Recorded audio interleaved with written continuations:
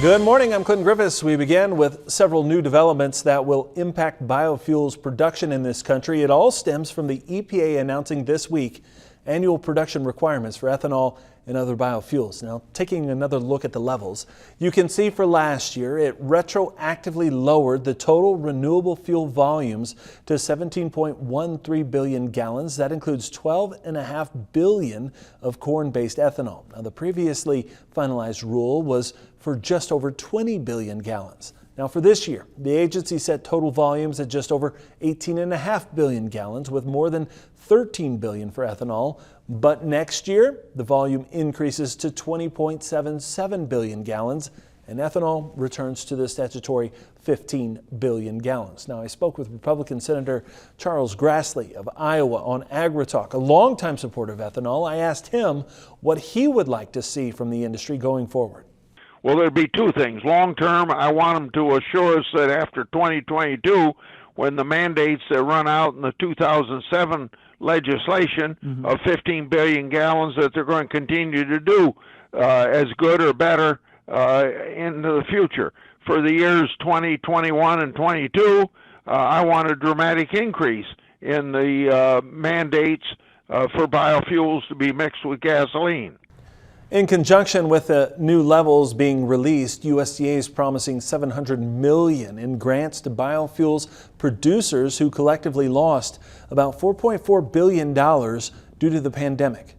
Ethanol producers were especially hard hit. For example, ethanol production in April 2020 was just 55% of what it was in April 2019. USDA says it's also making another $100 million available in grants to expand availability of higher blends of biofuels, gas and diesel. And what about those small refinery exemptions? EPA is also announcing a proposed decision to reject all 65 of them that are currently pending. The agency saying the small oil refineries that filed them had failed to show the exemptions were justified under the Clean Air Act. But it said this was not yet a final decision and it is seeking comments for 30 days. Reuters reports the EPA is considering making electric vehicle power generation eligible for renewable fuel credits when it unveils the 2023 biofuel blending mandates next year. Reaction to this flurry of announcements coming from several ag groups. The American Farm Bureau Federation saying, quote, "The American Farm Bureau Federation appreciates the administration's recognition that renewable fuels produced by America's farmers have an important role in America's future," end quote.